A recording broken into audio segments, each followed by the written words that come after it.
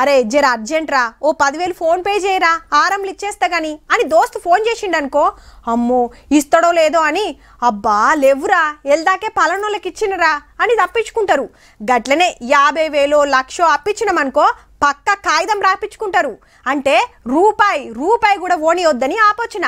మరి గంత జాగ్రత్త తీసుకునేటోళ్ళు గింత అల్కగెట్ల బోర్ల పడ్డరో. 1000 పెడితే 2000, 2000 పెడితే 4000, 10,000 పెడితే 30,000. అబ్బరే కొడుకో పుకట్లనే డబల్ కమాయించవచ్చు అని ఫోన్లకు వేవ్ యాప్ దింపుకున్నాడు, పైసలు కొట్టుడు జోరుగా నడిచింది నాగర్ కర్నూలు వనపర్తి జిల్లాలల్లా. ఫస్ట్ లో మంచిగానే ఇచ్చే వరకు ఒకల పట్ట ఒకరు 1000 కాంచెల్లి లక్షల దాకా పంపిరు ఆశకు పోయి. అందరినీ నమ్మించి నున్నగా గుండ్లు కొట్టిరు దొంగ బడివేగాళ్ళు. ఒక్కొక్కరు ఎట్లా పైసలు పెట్టిరో మీరే ఇనుండ్రి.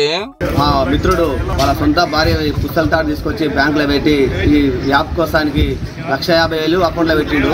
డబ్బులు అధిక ఎక్కువ వస్తాయని చెప్పి ఈరోజు యాప్ మొత్తాన్ని ఎత్తేసి వాళ్ళు పాల బిల్లు వచ్చిన అదే రోజు నేను పాల బిల్లు వస్తే అమౌంట్ తీసుకుపోయి వేయడం జరిగింది. ఇప్పుడు ఆ బిల్లు కోసం ఉన్న బార్లు అమ్ముకోవాల్సిన పరిస్థితి వచ్చింది. మా నాన్న వాళ్ళు వ్యవసాయానికి ఇంట్లో దాపెట్టిన పైసలు ఉంటే అవి తెచ్చి మా ఫ్రెండ్స్ చెప్పడం వల్ల నేను కూడా యాప్ లో పెట్టాను. ఆడెవడో తోక తెలియదాయే తొండెని తెలియదాయే పోయి అడుగుతానికి. అంతా ఆన్లైన్ లో జరిగిన మోసము. ఇజ్జత్ పోతుందని కొందరు బయటికి ఇట్లా చెప్తలేరు. గసొంటి ముఠాని హైదరాబాద్ లో చాలా మందిని మోస్తే మన పోలీసులు పోయి కేరళలో 2 అరెస్ట్ చేసిండ్రు. పైసలు అక్కరున్న కాడ బ్యాంక్ అకౌంట్ లో కొనుక్కొని అందులో పైసలు వేపించుకుంటారట మందితోటి.